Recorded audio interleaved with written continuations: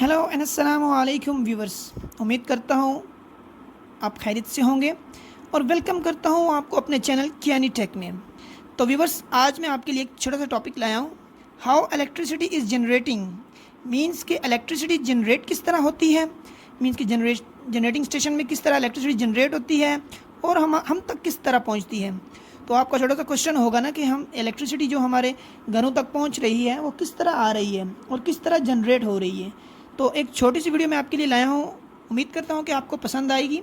आप मेरी वीडियो को लास्ट तक देखिएगा ताकि हर एक स्टेप आपको समझ आ जाए किस तरह इलेक्ट्रिसिटी जनरेट होती है और किन इकदाम से गुजर के हम तक पहुँचती है। तो चलते हैं अपनी वीडियो की तरफ।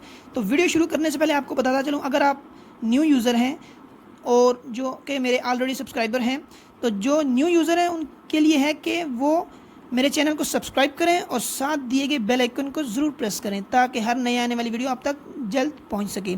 तो चलते हैं अपनी वीडियो की तरफ बिना टाइम ज़ाया किए। तो सबसे पहले आपको डायग्राम, ये जो जितनी भी वीडियो होगी ये मैं आपको डायग्राम के ज़रिए बताऊँगा कि किस तरह इलेक्ट्रिसिटी जनरेट होती है जनरेटर से और हम तक किस तरह पहुँचती है। तो चलते हैं अपनी वीडियो की तरफ, वीडियो शुरू करते हैं। चलिए, तो व्यूवर्स, जो इलेक्ट्रिसिटी जनरेट होती है मींस के आपकी रिक्वायरमेंट के मुताबिक होती है। आप फ़र्ज़ कर लें कि जो कि आपके पास एक एरिया है, टोटल ये एरिया हमारा है, ठीक है। ये हमारा जो जितने भी इसमें हाउस हैं 100 हाउस हैं, ठीक है। अब ये 100 हाउस हैं, इनकी रिक्वायरमेंट है 200 kVA। 200 kVA इसकी, ये एग्जांपल के तौर पे आपको समझा रहा हूँ। 100 इतना होता नहीं है ज़्यादातर, एग्जांपल ये मैंने लिख दी साथ आपके एग्जाम्पल के तौर पे समझा रहा हूँ आपको, ठीक है। तो व्यूवर्स, ये हो गई हमारी एरिया, जो हमारा एरिया है ये कितना है और इसकी रिक्वायरमेंट क्या है। तो आप ये देख लें एग्जांपल में। तो सबसे पहले मैं आपको बताऊँ कि ये हमारा जनरेटिंग स्टेशन है टोटल, ठीक है। ये हमारा जनरेटिंग स्टेशन है। तो जनरेटिंग स्टेशन में क्या होता है, सबसे पहले एक जनरेटर होता है, ठीक है। ये जनरेटर हो गया हमारा, उसके साथ जो कि हमारा इंजन लगा होता है, ये हमारा इंजन हो गया, ठीक है। तो ये व्यूवर्स हमारा इंजन हो गया जो कि डीजल है, पेट्रोल है, और ये हमारा हो गया जनरेटर। तो आपको एक बात पता चलो, जनरेटर की डिफरेंट रेटिंग होती है, ये मैं आपको ऊपर लिख के बता रहा हूँ। जनरेटर की 11 जो रेटिंग हो गई, first 11.5, 12.5, 13 and 33 kVA, kilovolt, kilovolt, kilovolt. Means के ये हमारा जनरेटर हो गया, इनकी रेटिंग होती है। अब फ़र्ज़ कर लें हमने यहाँ पे 11.5 kVA का जनरेटर ले लिया। तो व्यूअर्स, सबसे पहले इलेक्ट्रिसिटी जो होती है वो जनरेटर में जनरेट होती है, जो कि हमारा जनरेटिंग स्टेशन में होता है। उसका नाम ही इस तरह जनरेटर से पड़ता है क्योंकि जनरेटिंग स्टेशन है और इलेक्ट्रिसिटी जनरेट हो रही है। तो पैदा क्या कौन कर रहा है, जनरेटर कर रहा है, इसलिए उसका नाम जनरेटिंग स्टेशन हो गया। अब फर्स्ट स्टेप, ये फर्स्ट स्टेप है हमारा जनरेटिंग स्टेशन। अब जनरेटिंग स्टेशन से हमारी इलेक्ट्रिसिटी निकली, ये हमारा हो गया कंट्रोल रूम। अब कंट्रोल रूम में क्या क्या चीज़ होती है, कंट्रोल रूम में कंपोनेंट होते हैं डिफरेंट, में यहाँ पे पॉइंट्स की मदद से मेंशन करता हूँ। पहले होता है कंट्रोलिंग, हमारे जो होते हैं कंट्रोलिंग इक्विपमेंट हो जाते हैं, ठीक है। देन उसके बाद हमारे होते हैं ट्रिपिंग। ट्रिपिंग में क्या आ जाता है, हमारा सर्किट ब्रेकर आ जाता है, ठीक है। देन उसके बाद सेंसिंग इक्विपमेंट आ जाते हैं। इक्विपमेंट ये क्या करते हैं, सेंस करते हैं कि आपकी पावर क्या है, किस तरह लैग कर रही है, किस तरह लीड कर रही है, मींस कि लैग हो रहा है, लीड हो रहा है या ओवरलोड हो रहा है। तो ये सेंसिंग करके सर्किट ब्रेकर्स को प्रोवाइड करती है और सर्किट ब्रेकर ट्रिप करा जाते हैं। ये हमारे कंट्रोलिंग रूम हो गए। जब कंट्रोलिंग रूम में हमारी पावर आ जाती है तो कंट्रोलिंग रूम में आने के बाद हमारी, अब ये आपको बताऊं कि इंडोर है या आउटडोर है, ये एक अलग से टॉपिक है कि इंडोर सबस्टेशन कौन से होते हैं, आउटडोर सबस्टेशन कौन से होते हैं और ये किस तरह काम करते हैं। इसको समझाने के लिए मैं आपके लिए एक अलग वीडियो बनाऊंगा। तो फ़िलहाल ये समझ लें। इसके बाद हमारी ये जो लाइन निकलती है आउटपुट, ये सिंगल लाइन से आपको समझा रहा हूँ, ये हमारी लाइन निकलती है सबस्टेशन की तरफ, सबस्टेशन में जाने से पहले ये पास होती है एक ट्रांसफार्मर से, यानी MVA ट्रांसफार्मर हो गया, ठीक है। जब ये ट्रांसफार्मर की तरफ जाती है तो ट्रांसफार्मर में से हाई मींस कि ये 11 kVA को, जो कि आपकी रिक्वायरमेंट के मुताबिक मैंने फ़र्ज़ किया था 200 kVA में तब्दील कर देगा। तब्दील करने के बाद ये क्या करेगा, आपके इलाके के मींस के जो कि मेन होता है हमारा, जब इस्लामाबाद है, इस्लामाबाद के सबस्टेशन में भेज देगा। अब सबस्टेशन क्या होता है, ये आपके लिए मैं एक डायग्राम बना रहा हूँ। सबस्टेशन में क्या होता है, डिफरेंट पोल होते हैं, पोल पे आती है सप्लाई हमारी, ठीक है। पोल पे आने के बाद हमारी बस बार्स लगी होती हैं। अब ये बस बार्स हमारी आ गई, बस बार के बाद सिंगल लाइन बता रहा हूँ आपको, ये बस बार हमारी होगी। बस बार पे आने के बाद ये हमारी आती है सीटी में, जो कि सीटी लगा होता है, ये सीटी मैंने बता दी है। सीटी आगे, सीटी फिर आगे इसके कंट्रोल रूम में आपको बता रहा हूँ, ये इसका कंट्रोल रूम हो गया, सीटी लगे होते हैं। फिर देन उसके बाद एक लगा होता है आपका आइसोलेटर। अब आइसोलेटर क्या करता है, ये आइसोलेट करता है मैकेनिकली डिवाइस है, ठीक है। ये मैकेनिकली डिवाइस है, ये आइसोलेट करता है। आइसोलेट होने के बाद ये एक लाइन निकलती है, इसके दरमियान लगा होता है हमारा पीटी।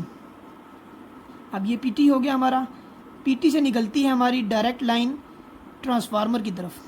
ये हमारा ट्रांसफार्मर हो गया, ये इससे कम हो गया, मीन्स कि ये आप फर्स्ट कर लें 400 kVA का था, अब ये हमारा 200 kVA का था, ठीक है। ये हमारी लाइन इस ट्रांसफार्मर में आ गई। अब जो कंट्रोलिंग रूम है ये हमारे इस पीटी को भी सब देखेगा और इस सीटी को भी देखेगा और इस आइसोलेटर को भी देखेगा।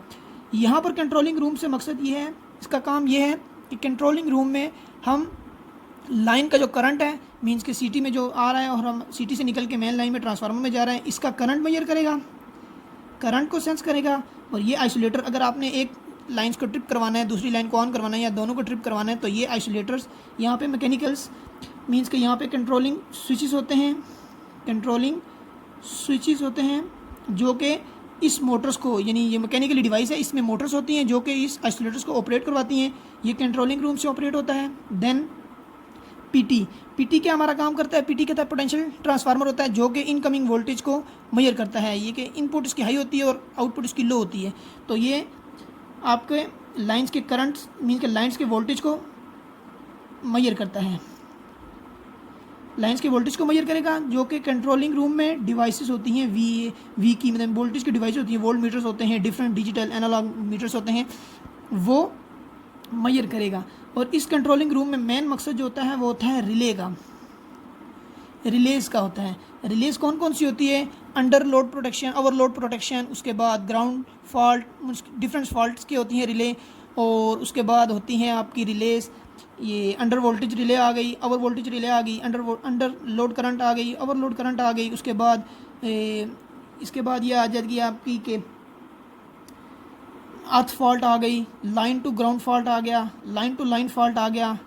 इस तरह डिफरेंट फॉल्ट्स होते हैं जो कि डिफरेंट फॉल्ट आते हैं। और जो ये कंट्रोल रूम होता है इसमें जोन बने होते हैं और जोन की मदद से हम पता लगा सकते हैं किस जगह फॉल्ट है, और रिले सेंस करके इस पीटी मीन पोटेंशियल ट्रांसफार्मर से जो आ रही होती है लाइन उसको ट्रिप करवा देते हैं। और सर्किट ब्रेकर्स लगे होते हैं, सर्किट ब्रेकर्स ये हमारे यहाँ पे सर्किट ब्रेकर लगे होते हैं CB।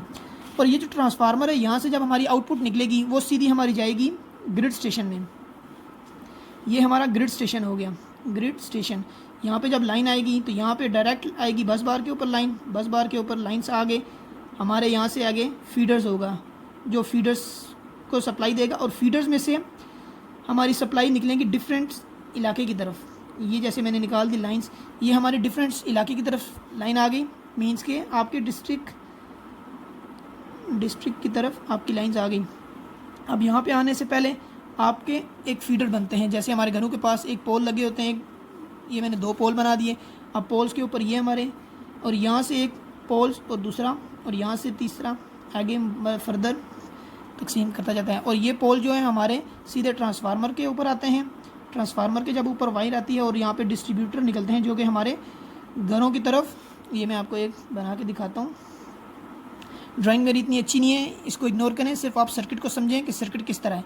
और ये हमारे घरों की तरफ फीडर सप्लाई करेगा, फेस और न्यूट्रल, ये होता है बेसिकली मकसद। और ये अलग एक डिस्ट्रिक्ट की तरफ हमारी सप्लाई जाएगी। ठीक है, तो ये होता है मकसद। एक इलेक्ट्रिसिटी जनरेट किस तरह होती है आपको दोबारा समझा देता हूँ। एक ये हमारा जनरेटिंग स्टेशन है, फिर उसके बाद सब स्टेशन आ गया, फिर उसके बाद ग्रिड स्टेशन आ गया, देन उसके बाद आपका होम आ गया।